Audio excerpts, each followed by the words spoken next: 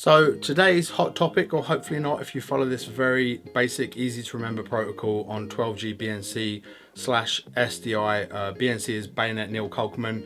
I'm old school broadcast, but it's now commonly referred to as SDI, which is Serial Digital Interface. More specifically, we're talking about 12G SDI, not 3G SDI, and the difference is the amount of bandwidth and color that's allowed through. 3G SDI is good for standard definition. 12G SDI over 3G SDI basically has 4 times the potential resolution, bandwidth and color depth, so you're getting 4K or an equivalency of 4K. What am I on about hot topic and why have I made this video? Basically, by powering everything through the DTAP, essentially one power source, and having a BNC cable and SDI cable linked up, you're enabling a ground loop. And what happens in that instance, power fails from one of the devices. So when the power stops, the cable acts as a ground loop, and basically it shoots that capacitor's pulse through to whichever device has lost power pretty much first. And when we're talking about electricity, it's not something you can rush to beat, it's instant. So either your main board or your monitor is going to fry, or both if you're that unlucky, but normally it's one or the other. There are insulators. Mutiny does a great breakthrough box that is like a switch for when you're changing over power. But what I would advise you to do is follow this very basic protocol, very simple. Last in, first out, power, lead. Power your items separately, so DTAP to your camera, and then if you want to stack another DTAP to your monitor, another V-mount with its own DTAP to your monitor, or as I've done in this case, you can see, or you might not be able to see, you can't see, but I'm powering the monitor via MPF. I'm not saying don't use DTAP. DTAP is a very simple connection, and it's quite easy because if you don't have a good DTAP system, there won't be a recessed positive, and what that basically means is you're hitting positive and negative together, and it's easy again to create a ground loop or a pulse. If you've got a good quality manufactured DTAP, one of them will be slightly recessed, or it will have more insulation, so plastic on it, than the other to stop that arcing.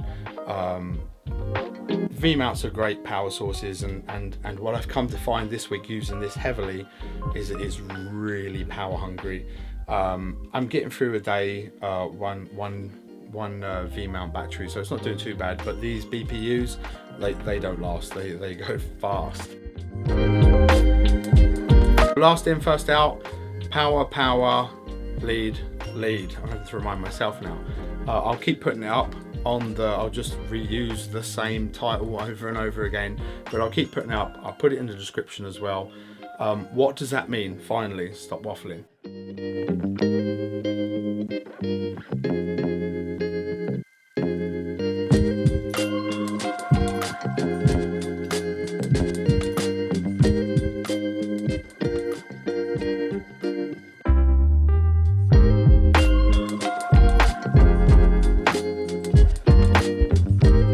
For me personally, I just like to make sure that both devices are switched on. So power, and then lead. The best thing to do, because I don't know if there's any factual grounding in this, it's just something I've done for over a decade. I'd rather blow a monitor than my camera, so I always plug the monitor in first. And basically with your SDI, you're going straight in. So now the SDI is plugged in, you've got yourself a hot cable. By having this unit powered on with the regulations that we have here in the UK, and you'll have in the States and various other European countries, this then becomes a grounded cable, because by compliance they're not allowed to release these appliances without correct grounding inside. So this is now a grounded cable, it's no longer a hot cable. And because we're going into a powered on unit, we can now safely take our SDI and plug her straight in, and you will see that straight away you get your signal, and that's it.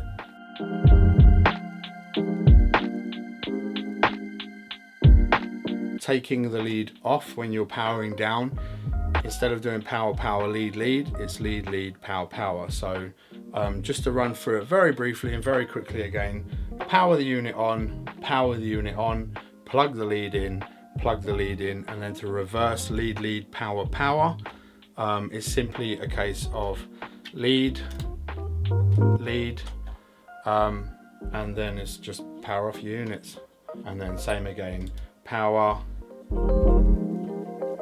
when it wants to come on. So power, power, and then so it's on. Lead, so that goes from a hot cable to a grounded cable now, and then again make sure the camera's on. Lead again. So you follow that procedure, you'll be safe. You'll never have any issue. Again, HDMI, it does occasionally happen. I've heard stories, I've never experienced it. It's very, very rare. I have heard it quite a bit in the FX6 community. I always follow protocol, because why risk it? You know, it's like picking up a gun and wondering if there's bullets in there and then shooting yourself in the foot. Just don't do it. And that's it. That's the end of that part of this video. Following on from my first hands-on impression, which was last month with the Pyxis, I've been quite busy. I've shot multiple talking heads across prisons in Wales, some professional podcasts for brands, some branded content, and I've used the Pyxis on every one of those shoots across various different lenses. On one of the branded shoots, we actually took Pocket 6K as well, and did a side-by-side comparison so that you could see the difference in the footage. I also shot at every resolution on the Pyxis, from 6K open gate right the way down to Super 16, 100 frames per second with examples down there. It was a bit of a weird overcast kind of day, but I think you'll get the idea behind the dynamic range and the quality of the actual image itself. So that'll be coming to the channel soon. We've got some talking head pieces, like I said, from a documentary from prisons across Wales, and as soon as the data wrangler gets some of that back to me, I'll be able to like client clear some of the stuff I can actually show you. That will be coming soon. I've been very busy, as you can see. I'm due a bath any second now. I've literally just got back from a shoot on London with jib arm, a big massive motorized jib arm, and I brought that back with me as well. So you'll get to see the Pyxis controlled when the monitor comes. I want to wait for the monitor to do that video because it's a 4 to 14 foot jib arm with electric motor, so obviously running 5 meters of USB-C cable from a monitor. I mean, that's going to completely eradicate this video entirely.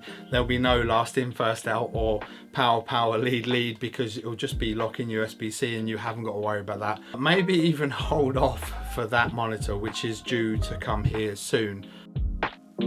What I'm finding with this YouTube malarkey whilst actually working is that this takes a lot of time. I don't know how much YouTube you watch, but I've never really I don't think I've ever really considered just how much work and effort goes into making a YouTube video, especially if you're an active cinematographer.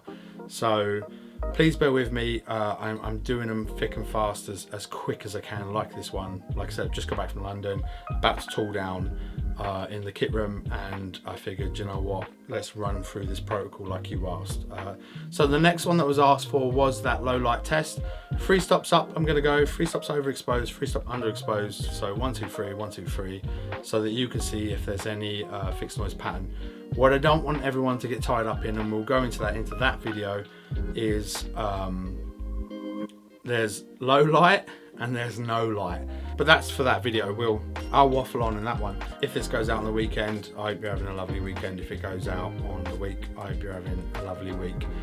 There's so much negativity in the world. For all you guys and girls that put the positive comments down below, you're my superstars. Thank you very much, and I'll catch you in the next one.